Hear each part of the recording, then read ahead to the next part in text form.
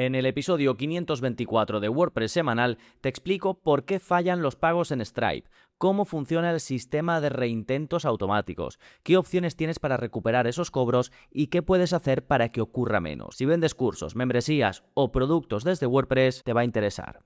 ¡Vamos allá!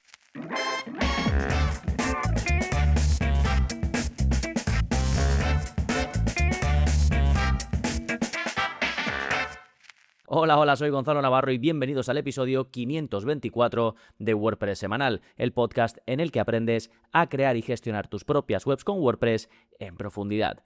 Hoy seguimos con este ciclo de episodios sobre Stripe. Ya he publicado varios, el 520 por ejemplo, donde te expliqué lo que tienes que configurar en Stripe antes de conectarlo con WordPress, el 521 donde vimos un recorrido práctico por el panel de Stripe y este que es el 524 donde vamos a hablar de los pagos rechazados porque es uno de los temas que más preocupa a la gente y de los que te aconsejo que te empapes más. Y además te recomiendo el curso de Stripe, que si eres miembro en gonzalonavarro.es, pues tienes acceso a este y al resto de contenidos para miembros, ¿sí? Todo esto lo tendrás en la zona de contenidos recomendados, donde verás también las novedades. ¿Qué está pasando en gonzalonavarro.es esta semana? Pues hay nuevo vídeo de la zona código donde te enseño a cargar Elementor solo en las páginas donde se haya utilizado Elementor. Básicamente Elementor, como la mayoría de plugins, carga sus estilos, sus scripts en todas las páginas de tu web, también en las que están creadas o con el editor de bloques, o son entradas de blog normales, o son páginas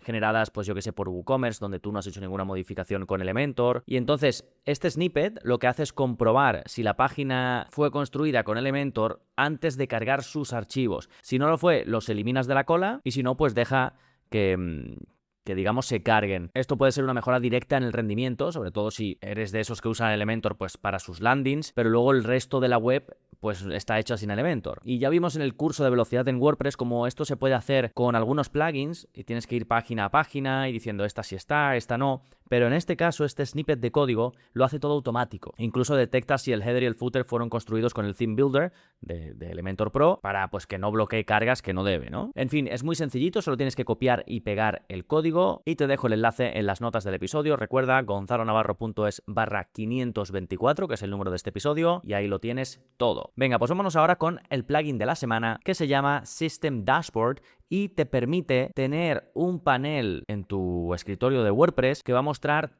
toda la información técnica de tu instalación de WordPress, la versión de PHP, la base de datos, tamaño de directorios, las tablas que ha creado cada plugin, los hooks que se estén utilizando en ese momento, roles y capacidades que haya y mucha información más. No carga nada en el frontend y es ideal para diagnosticar problemas o auditar una web sin tener que buscar cada dato por separado. De nuevo se llama System Dashboard, es uno de estos plugins poco conocidos, está activo en unas 1000 webs con WordPress, funciona bien con el otro plugin que es Query Monitor, que se suele utilizar para este tipo de cosas, pero digamos que ahí se ven pues como lo que tarda un recurso, como un plugin, lo que sea en cargar, es diferente, ¿no? Y gente como Jeff Starr, que es un desarrollador que a mí me gusta mucho, lo recomienda, sobre todo pues eso, cuando estás queriendo investigar posibles errores, ¿sí? Venga, pues ahora sí, vámonos con el tema central del episodio, entender y recuperar pagos fallidos en Stripe. Y comenzamos por la pregunta clave, ¿por qué fallan los pagos en Stripe? A ver, los pagos no fallan porque sí, salvo que haya una configuración mala por tu parte,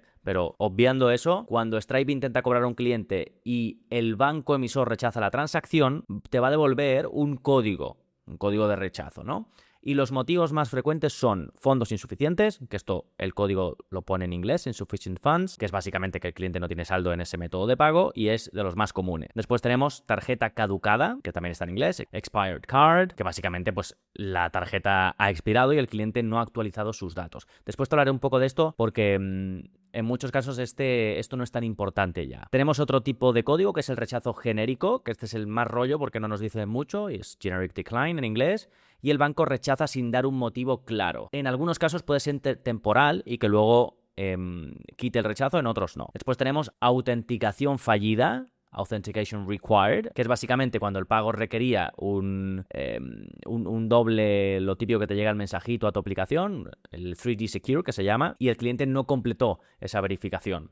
o no puso el código CVC o algún tipo de cosa así. Después está la tarjeta robada o reportada como perdida o robada, que no te lo van a poner así tal cual, sino que esto suele entrar dentro del rechazo genérico. En estos casos no va a ser temporal, ahí no hay reintento posible. Y también puede ser límite de crédito superado. Si el cliente está utilizando una tarjeta de crédito y no tiene más crédito disponible, pues también puede ser un fallo, que no te lo van a poner tampoco tal cual, sino que va a aparecer dentro de rechazo genérico, es decir, de que el banco lo rechaza. Después, dentro de estos fallos, que son los más comunes, tenemos dos grandes categorías. Una, los rechazos blandos, soft declines, que son problemas temporales, como son fondos insuficientes o algunos de los rechazos genéricos, y se pueden reintentar. Es decir, tú puedes reintentar el cobro en esa tarjeta y hay posibilidades de éxito. A lo mejor no al momento, pero a los días o lo que sea. Y después están hard declines, rechazos definitivos, podríamos decir, donde los problemas son permanentes, como por ejemplo una tarjeta caducada, una tarjeta perdida, una cuenta cerrada, y aquí no tiene sentido reintentar sin que el cliente actualice sus datos de pago. Vale, aquí tú vas a ir aprendiendo muchísimo en función de cuando vayas recibiendo pagos fallidos o cuando vayas viendo pagos fallidos y vayas preguntando, porque te recomiendo mucho que tengas una línea de comunicación con tus clientes, sobre todo para los rechazos genéricos. Más allá, que ahora te hablaré de los emails que podemos enviar automáticamente para avisar a la gente, el hecho de que tú te pongas en contacto te ayuda mucho. Por ejemplo, si la tarjeta ha sido robada o lo que sea, pues esto no lo vas a saber si no te lo dicen. A veces que sí, que te puede aparecer, pero en muchos casos no. Pero esto te permite, primero, solucionarlo antes, porque le puedes dar pues la posibilidad de que ponga otro método de pago, en fin, estar encima del tema para no perder esa venta o esa renovación o lo que sea. Pero luego, como te digo, ya por intuición muchas veces vas a saber qué puede ser. Por intuición basada en la experiencia, claro. Bueno, pero vamos a seguir. Vamos a ver dónde se ven estos fallos, ¿no? En tu panel de Stripe. Bueno, es en el apartado de transacciones pagos y puedes filtrar por fallidos. Y ahí te va a poner el motivo del rechazo, que es el código que te he comentado hasta ahora, el consejo de Stripe sobre qué hacer y si se va a ir reintentar automáticamente o no. Y bueno, esto pagos normales, pero si vendes suscripciones también puedes ver el estado de los reintentos en el apartado billing o facturación y recuperación de ingresos. Ahí Stripe muestra un resumen de la tasa de fallos, la tasa de recuperación y los pagos que están en proceso de reintento. Entonces ahí también puedes ver la información. Pero vamos, si te vas a transacciones pagos, ahí puedes filtrar por fallidos y ver toda la información. Vale, vamos a hablar ahora de los Smart Retries, que son intentos automáticos que hace Stripe. Esto es algo que utiliza Stripe, es un sistema que se basa en inteligencia artificial, lo tienen desde hace muchísimo, e intenta elegir el mejor momento para reintentar un pago fallido. En lugar de reintentar a intervalos fijos, que tú lo puedes configurar si quieres, aquí lo que hace es analizar cientos de señales, según cuentan ellos, el historial del cliente, la hora del día, de la semana, el comportamiento de la tarjeta, para maximizar las posibilidades de éxito en ese reintento, ¿vale? Esto se configura desde billing o facturación, recuperación de ingresos, reintento. Se pueden hacer hasta un máximo de 8 reintentos y tú puedes poner un periodo máximo, pues que se hagan esos reintentos en una semana, 2 semanas, 3, un mes o 2 meses. Stripe suele recomendar aquí 8 reintentos en 2 semanas. Por ejemplo, esto está bien, por ejemplo, si hay alguno de estos rechazos definitivos que te había comentado yo, o hard, los duros, como tarjeta caducada, perdida, pues Stripe va a programar los reintentos, pero solo los ejecuta si detecta que el cliente ha actualizado su método de pago. Por eso muchas veces tú tienes configurado una serie de reintentos y parece que ha hecho más, pero como no se han ejecutado, no cuentan, ¿vale? Esto también lo irás aprendiendo un poco con la experiencia. Y luego, si quieres, puedes desactivar los Smart Retries y crear tu propio calendario de reintentos manual, que si no recuerdo mal eran hasta 3 intentos y los puedes dividir en días, ¿sí? Ellos te recomiendan los Smart Retries, yo los suelo dejar, salvo que haya algún cliente que quiera tener muy controlado las veces que se intenta y cada cuánto se intenta, pero en mi experiencia se recupera más con los Smart Retries. Al menos, pues eso, las webs que tengo yo y en las que he trabajado. Después, hay que tener en cuenta muchas veces los costes, ¿vale? Smart Retries, digamos que no es de pago por sí mismo, pero sí que está incluido dentro de Stripe Billing, que sí que cobra un 0,7% sobre el volumen de facturación. Y dentro de Stripe Billing lo que tienes es esto, los reintentos, los emails automáticos de pago fallido, la actualización automática de la tarjeta y el portal del cliente. El portal del cliente si tú quieres que el cliente pueda ir y como que ahí cambiar sus datos de pago y demás. Hay veces en las que tú lo controlas todo desde tu plugin de venta de WordPress, los emails de pago fallido, la parte de actualizar las tarjetas, portal del cliente no iría porque lo haces desde su cuenta en tu propia web. Y entonces si tú quieres ahorrarte este 0,7% sí que podrías no usar Stripe Billing y ahorrártelo, ¿vale? Pasa que yo casi siempre uso estas opciones, ¿vale? O hay veces que las prefiero incluso las del propio plugin y desactivo las del plugin y dejo estas. Pero ya es, pues eso, si quieres ajustar y tu plugin de venta, como por WooCommerce Subscription, gestiona esto y no tienes que o no quieres usarlo, pues puedes hacerlo. Venga, te he mencionado los emails automáticos de pago fallido. Esto es básicamente que Stripe puede enviar automáticamente un email al cliente si un pago falla. Y el email incluye un enlace a una página alojada en Stripe donde el cliente va a poder actualizar su tarjeta directamente. Esto se activa desde los ajustes, facturación, suscripciones y correos y gestionando los pagos fallidos o la opción de gestionar pagos fallidos. Ahí activas una opción que se llama enviar emails cuando los pagos fallan y listo. También hay otros emails de pago fallido como el aviso de tarjeta a punto de caducar, el aviso de renovación próxima. Esto está bien si, por ejemplo, cobras anualmente o algo así, pero si lo haces mensualmente, no vas a estar avisando cada mes de que le vas a cobrar. Y si usas periodos de pruebas, pues también hay un email para fin de periodo de prueba. Recuerda que si WooCommerce u otro plugin también envía sus propios emails para estos eventos, el cliente los va a recibir duplicados. Así que elige qué servicio envía qué o deja solo uno y desactiva los otros. Para que estos emails generen confianza, ya te comenté en el episodio 520 que tu branding debe estar configurado. Lo puedes hacer, los logos, los colores, la información de contacto. Eso lo puedes hacer para los correos, ¿eh? Sin eso, pues van a aparecer correos muy genéricos así como de Stripe y sobre todo si cobras cada bastante tiempo, la gente puede dudar de quién es este. Si ya digo, es mensual y tal, no tanto, pero mejor tenerlo configurado ya que puedes. Vale, luego hay una opción de que cuando todos estos intentos que hemos comentado antes fallan, Stripe va a ejecutar una acción. Y esa acción va a ser la que tú le hayas dicho. Puedes decirle que después de que fallen estos reintentos, que ocurra lo siguiente, que se cancele la suscripción, que esta es la opción que hay por defecto, el cliente pierde acceso, que se pause la suscripción, ahí se detiene el cobro, pero la suscripción no se elimina y entonces se puede reactivar cuando el cliente actualice su pago. Lo que pasa es que hay cuidado porque dependiendo del plugin que utilices en tu web, puede tener acceso a los contenidos. Otra opción es marcar la factura como incobrable, que aquí la suscripción sigue activa, pero la factura queda abierta. Esto es útil cuando te va a pagar después por otro lado, ¿vale? Pues la persona te hace Bizum, por ejemplo, entonces tú después puedes irte a la factura y como sigue abierta la puedes marcar como cobrada y tú la has cobrado ya por otro lado y entonces va a seguir teniendo, no se le va a cancelar la suscripción ni nada. O puedes dejar la factura abierta sin hacer nada más, que no se van a cancelar los cobros futuros, pero el impago queda pendiente, ¿sí? Esto es cuando quieres asegurarte de que no se le quite acceso y de que aunque vaya debiendo que se le pueda seguir cobrando en el futuro y luego pues eso que te debía, si te lo paga por otro lado, pues también, pues bien, ¿no? Que es lo ideal. A ver, lo normal, sobre todo para las membresías, así con lo que solemos trabajar en WordPress, es cancelar la suscripción.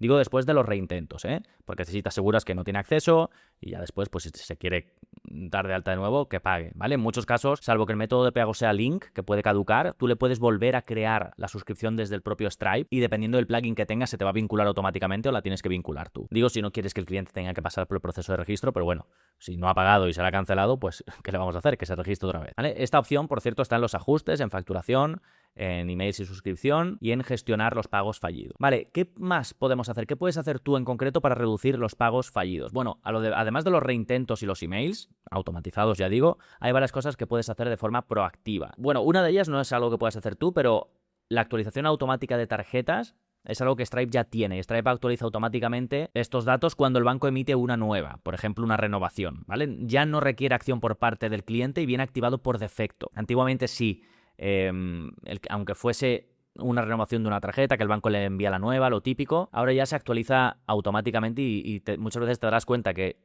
parece que es una tarjeta caducada, porque es la información que tú ves en tu de Stripe, porque es la que introdujo originalmente el cliente, pero se le sigue cobrando. Esto es porque se ha actualizado internamente y por eso se le puede seguir cobrando, ¿vale? Esto ya de los fallos de tarjetas caducadas cada vez pasa menos, porque la mayoría de los bancos lo tienen cubierto en este sentido y Stripe pues lo soluciona también así. Después, la descripción o el descriptor del extracto claro, es decir, que lo que la gente vea en su tarjeta, la descripción de ese cobro, que lo reconozca, porque si no, pues lo puede disputar y la disputa por lo pronto te va a costar dinero. Sin embargo, si sabe perfectamente lo que era, pues como mucho puede decir, uy, yo no quiero ya estar aquí suscrito y va y lo cancela o lo que sea, pero no va a decirle al banco, oye, yo no sé qué es esto, bloquea este pago. Muchas veces ofrecer más de un método de pago viene bien. Yo soy mucho de tarjeta porque PayPal cobra más comisiones, pero ofrecer más opciones muchas veces va a permitir que el cliente pues cambie. Si no le falla la tarjeta, pues que pase a PayPal o a domiciliación bancaria o algún método alternativo que pueda salvar esa venta o esa renovación. Ya digo, en mi caso, por ejemplo, mi membresía es precio bajo, son 12 euros al mes, pero en casos en los que los cobros sean más grandes, yo siempre tengo más opciones de pago. De hecho, para el pago anual de la membresía en mi web ofrezco PayPal, o cuando trabajo con clientes también ofrezco PayPal. Sin embargo, para pagos pequeñitos,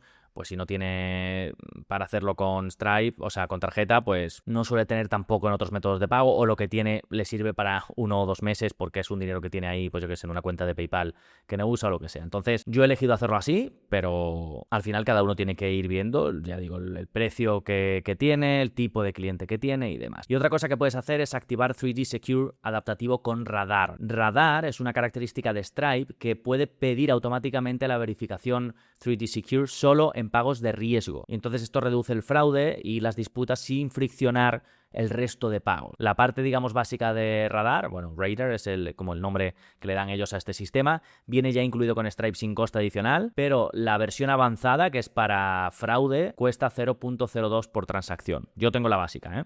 No tengo el like. Hablando de comisiones, ¿vale? Te recuerdo un poco en general las comisiones de Stripe. La comisión base de Stripe va a variar según país y tipo de tarjeta. Te recomiendo que vayas a su documentación y lo mires, pero en Europa suele ser un 1,5% más 0.25 euros para tarjetas europeas. Luego está Stripe Billing, que es para las suscripciones, los reintentos inteligentes, los emails automáticos, el portal del cliente, que es 0.7 del volumen total de facturación, sin cuota mensual fija. Luego tenemos Radar básico, que es la protección contra fraude en base a IA, que está incluido con la tarifa estándar de Stripe, o la parte que ya te he comentado para equipos, que puedes poner reglas personalizadas, listas de bloqueo, y que ya hemos dicho que es 0.02 euros extra por transacción. Y las disputas que te van a meter por la cara, 15 dólares, no sé si el equivalente, no me acuerdo si era a euros o un poco menos, por cada disputa recibida. Da igual si ganes o pierdes. Si pierdes, además de la comisión fija, pierdes el dinero disputado, y si ganas, pues pierdes la disputa. Fíjate que en este caso, para precios bajos, como por ejemplo mi membresía, me cuesta más la disputa que el dinero que gano. O sea que aún así, si me disputan, perdería. Lo bueno es que, o sea, esto no es que pierdas sí o sí. Si tú después dices, mira, esta persona se ha suscrito de forma voluntaria, ha hecho esto, ha usado el servicio, o sea, esta disputa no va a ningún lado, pues entonces el banco te va a dar la razón, ¿vale? Yo, de hecho, he ganado, no sé si todas, ya he perdido alguna, pero la mayoría las he ganado. Hace mucho, de todas formas, que no tengo ninguna disputa, ¿eh? Hace años sí que alguna caía anualmente, pero ya no. Bueno, espero que esta info te sirva. Como te he dado detalles también de números, de dónde está un menú, dónde puedes ir a ver tal cosa, ya sabes que las notas del episodio lo tienes todo bien ordenadito en tu propia aplicación de podcast. Si es de las que lo muestra, lo vas a ver perfectamente, y si no, en la web gonzalonavarro.es/524 lo tienes todo disponible junto al resto de enlaces, como el curso de Stripe, el vídeo nuevo de la zona código o los otros episodios de este ciclo de Stripe. Nada más, nos seguimos escuchando. Adiós.